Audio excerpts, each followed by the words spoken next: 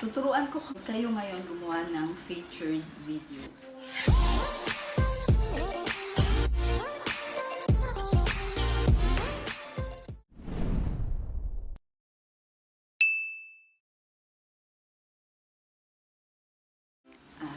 Hi guys! Welcome back to my channel. And by the way, this is Lay. Kung mga bago lang kayo nanonood dito sa channel na to, paki-tick na yung subscription button and paki-tick na rin yung notification bell para makareceive kayo ng mga notifications kung meron akong bagong upload na videos katulad na to.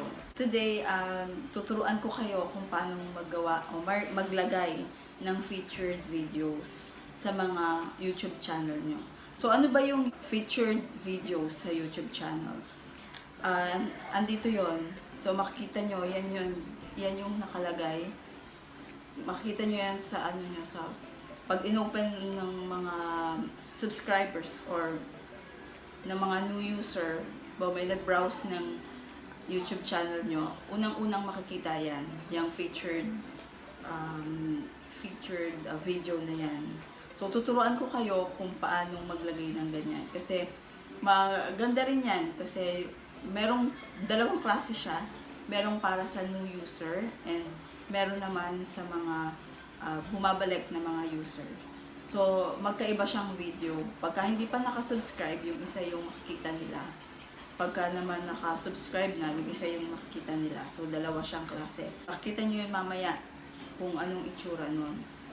Ang ano kasi nun, pag sa new user, meron kang option na gumawa ng video na parang ano lang, introduction about you, ano ba yung mga ino-offer mo, ano ba yung aasahan nila, yung parang pwede nilang makita sa loob ng ng YouTube channel mo.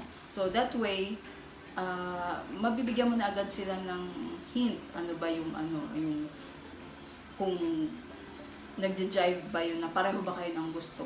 So pag nagustuhan nila, talagang mag-subscribe sila sa channel nyo, magkakaroon sila ng urge para i-browse nila yung mga videos nyo doon sa loob ng YouTube channel nyo. So, mahalagang matutunan natin yun. So, tara na! From main page, click my channel and then customize channel.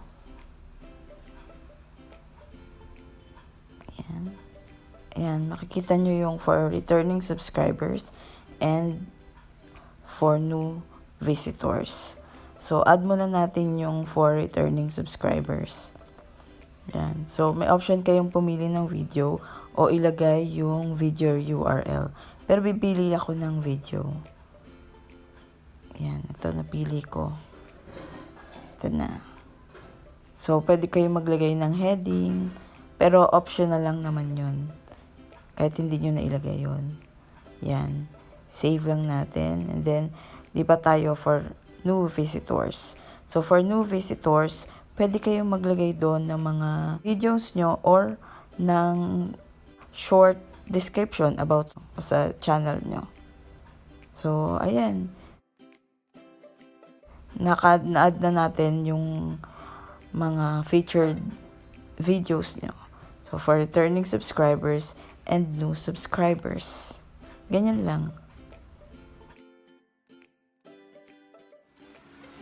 Thank you so much for watching. I hope meron kayong natutunan dito sa video ginawa ko.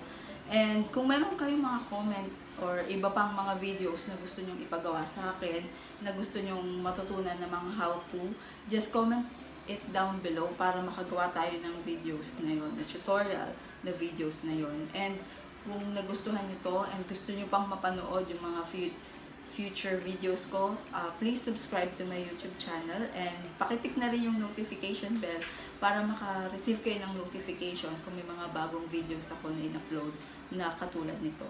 Thank you so much for watching. Bye!